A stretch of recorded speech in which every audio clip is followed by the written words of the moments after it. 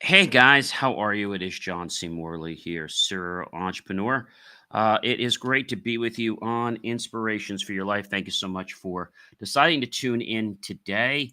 Hopefully, everyone is having a wonderful morning. Hopefully, you guys had a great Easter or a great Passover, whichever you celebrate. Wonderful to be with everyone right here on Inspirations for Your Life. All right, everyone. I am your host. I'm John C. Morley, serial entrepreneur. You can always check out BelieveMeAchieve.com for, of course, more of my amazing, inspiring creations. That's at BelieveMeAchieve.com. Maybe you want to run to the kitchen and get yourself something delicious and yummy. Maybe it's hot, maybe it's cold, maybe it's sweet, maybe it's tart, maybe it's healthy, or maybe it's not. Whatever it is, go ahead and grab that and head on back here to Inspirations for Your Life, the great show here to inspire your life every single day. All right, guys. So let's just kick this show up because I've got so much to share with you today. Well, our granular topic for the week, in case you didn't know, it's Speak to Be Heard. And the granular today is Nonverbal Cues, Series 4, Show 17, Episode number 3. All right. So without any further ado, let's get this kicked off. A big welcome to everyone here. And we're getting ready because we're going to dive into something that impacts every relationship, conversation, and interaction that you have ever had and ever will have. Nonverbal cues are the key. You may think communication is mostly about the words, but the truth, and we've said this before, guys. Do you remember the rule that we said before? We've said this on a couple shows before. The 737-55 rule. So what that means is 7% of the message is only the words you use. 38% is how you say it. And 55% is what you don't say. Wow, that's pretty powerful. All right. So if people knew that, maybe they would take more time into the rest of their delivery, whether it's facial micro expressions, full blown facial expressions, to posture, gestures, eye contact. Today's episode is going to equip you with the knowledge to better understand those around you and, of course, yourself. So please tune in as we decode this powerful yet silent language together and learn how mastering it can transform your personal and professional lives. Don't be someone that's going to basically be like, oh my gosh, what did I say or what did I not say? Because not saying something is still saying something to everyone. Hopefully that is, hopefully everybody understands that here on the show. All right. So, importance of body language. Body language, as we just shared from the Mehrabian, Albert Mehrabian, states that 55% of it comes from what we don't say, our body language. So, body language is the unspoken element of communication that reveals true emotions, intentions, and, of course, reactions. Whether you're closing a business deal or comforting a friend, how you stand, move, and react says far more than the words you actually elicit. In fact, some experts estimate that up to 93% of the communication is nonverbal. Now, we just said the message, but we're talking about how much communication. We talked about the 55 to 55%, but we're talking about how much communication is nonverbal and the fact that there is no other parts to it. Like, of course, we have the message 737-55, but we're talking about how much communication doesn't incorporate any of the others. So that's why it's crucial to understand how body language can either reinforce or contradict what you're saying. When aligned properly, it strengthens trust and credibility. When it doesn't, it creates confusion, mistrust, or disinterest, unfortunately. Being aware of your body language is one of the most powerful skills you can develop, both in life and, of course, in leadership. So I think that's a very important thing for everyone here to understand. And hopefully you will heed this great advice today. Number 2, types of nonverbal communication. So nonverbal communication is a broad category encompassing several distinct types. Basically, that falls into ranges like kinesics, body movements, kinesics, proxemics, personal space, haptics, paralinguistics, tone and pitch, appearance, and eye contact, to name just a few. Each type plays a unique role in shaping the message we send. For instance, standing too close to someone may convey aggression or intimacy, depending on the context, while folded arms might signal defensiveness or discomfort. Mastering these categories means recognizing which type of nonverbal message is at play and how to use it intentionally to match your communication goals. Number three, facial expressions and their universal impact. I don't think you realize, but that smirk or that smile, I mean, it has a lot of potential in our lives. I mean, a lot of potential. That's what I want to share with you. An awful lot of potential. And people don't realize what it can do for you. All right. So, understanding that, let's dive into that. Facial expressions are a universal language. Smiles, frowns, grimaces, and eyebrow raises are understood as meanings across all cultures. These expressions often give away our emotions even when we try to hide them. Neuroscience shows that facial reactions occur in milliseconds, often faster than a conscious thought is aware, thus making them incredibly honest indicators of what someone is really feeling. Whether you're negotiating, teaching, or comforting, be able to read and regulate facial expressions because they can create more authentic and effective interactions than you ever believed were possible. Number four, and number four is actually 37% of the message. It's the tone, the pitch, the vocal nuances, how we say the message. It's not just what you say, it's how you say it. Okay, as I said, your tone, your pitch, volume, and of course, your rhythm all shape how your message is received. I think that's a very, very important point. And so a soft tone can soothe, while a sharp pitch may raise tension. Even silence, when used effectively, can communicate confidence or unease. Voice conveys emotional cues that words alone cannot. And recognizing these subtleties helps you to better understand others and gain insights into your own emotional state.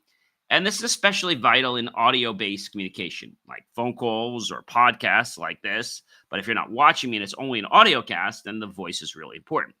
When body language isn't visible, we have to definitely make sure that we use our voice in a very creative way to deliver pauses, to have inflections, and to captivate our audience.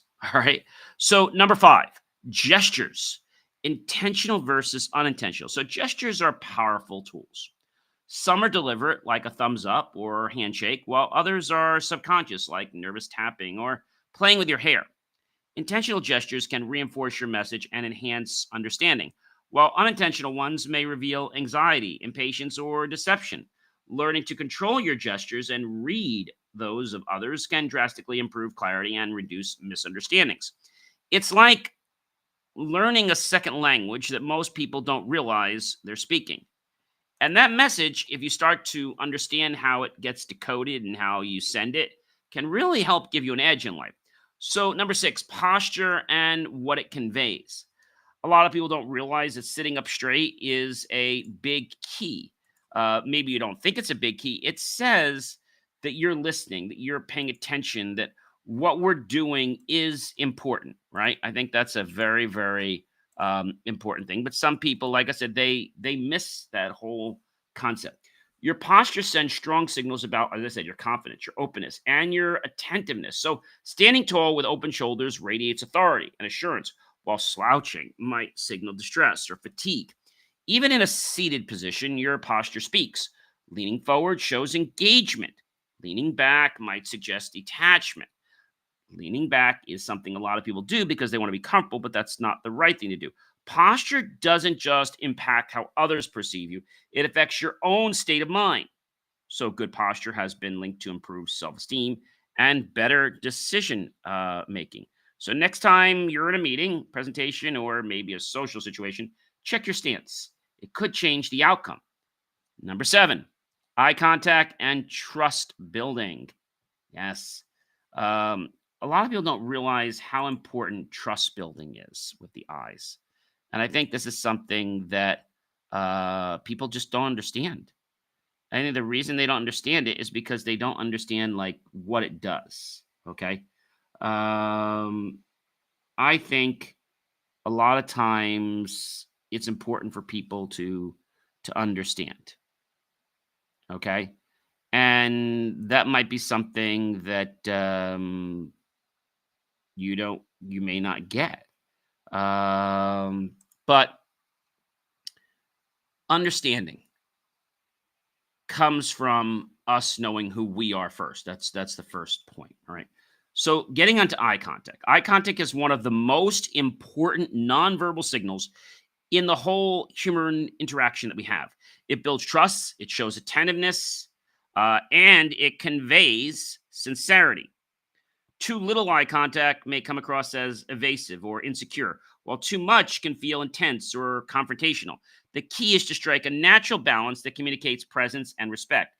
In virtual settings, the maintaining of eye contact by looking into the camera is subtle, yet powerful in a way to foster connection. Mastering this single cue can dramatically improve your rapport with others. Number 8, cultural differences in nonverbal cues. Nonverbal communication isn't one size fits all, guys. It varies widely across cultures. A gesture that is friendly to one person in one culture might be offensive in another. For example, maintaining eye contact is a sign of respect in Western cultures, but can be considered rude or aggressive in some Asian countries. Understanding these differences is vital in a globalized world where cross cultural interactions are commonplace. Being culturally sensitive in your nonverbal communications shows respect, builds bridges, and avoids unintended conflicts. Number 9, guys. Number 9 is really important there. Number 9 talks about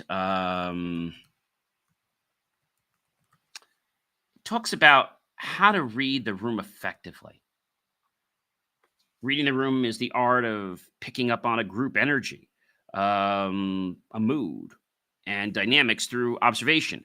Are people learning? Are they leaning in? Are they smiling? Are they nodding? Or are they crossing their arms and fidgeting or checking their time on their watch or doing things like that? These subtle signals can tell you, as the presenter, as the organizer, the facilitator, whether your message is landing or falling flat. By scanning nonverbal cues, you can pivot your approach in real time, engage more effectively, and demonstrate emotional intelligence, whether you're speaking to a small group or a packed auditorium. This skill helps you stay attuned and agile. Number 10, improving your own nonverbal awareness. Becoming aware of your nonverbal signals is a game changer. Record yourself speaking, as we said before. Watch how you move in a meeting or ask a trusted friend for feedback. Do your gestures match your message? Like, are you saying yes and then you're doing this? Are you saying no and then you're doing this? No. Like, that's a problem. So it has to be aligned as well, but your posture has to be aligned with your tone. Awareness leads to intentionality. With practice, you'll learn to project calmness, confidence, and clarity, which can elevate your presence in any environment. The more you understand your own cues, the more effectively you can communicate with others. That's the nutshell, guys. Now, what I would like to do, and I do this all the time before we wrap up, is I would like to just give you, I'm going to say basically a few personal stories. So I'm going to give you basically a story for each point. And hopefully this will get it to sink in a little more, right? So like a personal story that is a lesson about each point. All right. I think that's important. But I know a lot of people, when you think about things, you get confused because you don't realize that while you're trying to make contact, you're actually causing things to get worse. And the reason they're getting worse is what's happening. And I think that means that you have to understand that if we can understand like a personal story, like the ones I'm going to reveal to you in just a minute, they'll get you to own more into what's going on. All right. I think that's a very, very important thing. And I hope that if you can understand that, that maybe you'll actually not only listen to what I'm saying, but you'll actually own what I'm saying. All right. So the first point is importance of body language and communication. I once went into a high stakes pitch with great slides and polished talking points, but my arms were crossed. It was in my beginning of my career. And I kept looking down. After the meeting, the investor said my ideas were strong, but I didn't seem confident or open. That day, I realized that my body language had unintentionally sabotaged my words. From then on, I made a conscious effort to align my posture and presence with my message, and the difference in response was remarkable. I also learned from that point that I don't need investors, that I can bootstrap and fund things myself. And then I don't have an accountability or have to be told the way things are going to be and give up control of my company. Number two, types of nonverbal communication. At a networking event, I remember a guy who stood just a bit too close while speaking to me. So close that I instinctively stepped back. He didn't mean harm, but his misunderstanding of personal space left me a little bit uneasy. That moment taught me how important it is to understand the different types of nonverbal communication and how they can affect comfort levels, positively or negatively, build and diminish trust, as well as the perception, without anyone ever saying one word. Number three, facial expressions, or I like to say micro expressions too, and their universal impact. During a trip abroad, I was basically trying to order food from someone who didn't speak English. We couldn't understand each other's words, but when I smiled and nodded, they smiled back and helped me without hesitation. That's when I realized the universal power of facial expressions really makes a difference. They can bridge any language barrier and show kindness when words fall short. I think that's an important thing. Number four. Number four is actually 55% of Mr. Mehrabian's rule, right? Mr. Mehrabian's rule. I think that's important. Al Mehrabian's rule. And so tone, pitch, and vocal nuances. I once gave feedback to a colleague. I give feedback to them all the time, using all the right words, but my tone was flat and it was clipped, and he thought I was angry. It wasn't until I softened my voice and added some warmth that he truly heard my support. That experience showed me that how I elicit the words, how they're basically created with the life, with the tone, with the inflection, can make a world of difference. And my talks are much better and just as much, if not more, than what you say. But I think some people get a little bit, I don't know, they get a little bit confused. And the reason they get confused is they don't understand what's going on. Number five, gestures, intentional versus unintentional. While giving a presentation, I noticed people kept glancing at my hand. Turns out I was unconsciously checking the side of the room, but I was also clicking my pen repeatedly, something I didn't even realize I was doing. This was back in college. It made me look nervous. Since then, I've become more intentional with my gestures, using open palms and steady movements to reinforce confidence instead of fidgeting away my credibility or playing with some spinner or some pen that I even wasn't aware that I was doing. Number six, posture and what it conveys. As an undergrad and also as a grad, I used to slouch during group discussions because I didn't want to draw attention. One day, a professor pulled me aside and said, "If you don't believe in your presence, no one else will either." So I wasn't told this in grad school, but in undergrad school, and it was that I was tired. So, but it gave a bad impression off of me. It was only my freshman year. So it was like my first semester. Quote, "If you don't believe in your presence, no one else will either." Close quote. That struck me and hit me very hard. I started practicing upright posture, and surprisingly, people began engaging with me more. Posture really does change how others, and even you, see yourself. Try it. You might be surprised. Number seven, that's all about eye contact and trust building. Eye contact and trust building. Something that I think we often get lost because we just don't know like the power that's behind this. Once you understand the power, well, you'll treat it a lot differently. During a difficult conversation with a friend, I kept glancing away, afraid of how he'd react. He finally said, "Can you look at me when you say that?" I hadn't realized how much my lack of eye contact was making things worse. Since then, I've learned that steady, sincere eye contact can calm tensions and rebuild trust faster than any apology. Number 8, cultural differences in nonverbal cues.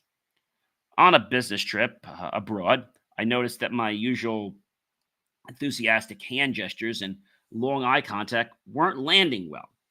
A local colleague gently tapped me on the shoulder and explained that in their culture, more subdued gestures and indirect eye contact are seen as respectful and not presumptuous. That moment reminded me that communication is not just about knowing your norms, but being open and sensitive to theirs. Number 9, how do you read the room effectively? Once, while giving a talk, I noticed heads turning toward their phones and arms folding across chests. Instead of powering through, I paused, cracked a light joke, and invited feedback. The room lit up with laughter and re engagement. That day taught me that reading the room isn't just about observation, it's about responding with emotional intelligence in real time. I think that's something a lot of new speakers will find, and even some seasoned speakers, because even though they want to present, they just don't have the connection with the audience. And if you don't have the connection, then you're nowhere. Number 10, improving your own nonverbal awareness. I once recorded myself during a webinar several years ago and was shocked. I looked distracted, occasionally bored, and my hands moved like I was directing traffic. That eye opening moment for me and the replay became my mirror. I started practicing in front of a camera, fine tuning my nonverbal cues, and soon not only did my delivery improve, but also felt more confident and present in every interaction. Wow, we've covered a lot here today. Hopefully, this has made some sense. And hopefully, you'll start maybe choosing to employ these tactics in your own life. Now, maybe not right away, but you've got to feel comfortable with them, right? I think that's a big point. You've got to feel comfortable. If you can feel comfortable, then again, the sky is the limit. But I think sometimes we get so stuck on the moment that we're at right now. We get stuck at that moment. And that moment seems like not a big deal, but it can be a problem for a lot of people, right? It could be a problem for a lot of people. So I think we've got to be cognizant of who we are, the space we're in, and how the people in our space respond to us. When I just got out of college as an undergrad, I went into my first potential client, confident, but oblivious to my body language. I crossed my arms out of habit and barely made eye contact. Despite answering questions, I didn't get the client to come on board with us. Months later, a mentor explained to me how my closed-off posture and weak nonverbal signals told a completely different story than my words were saying.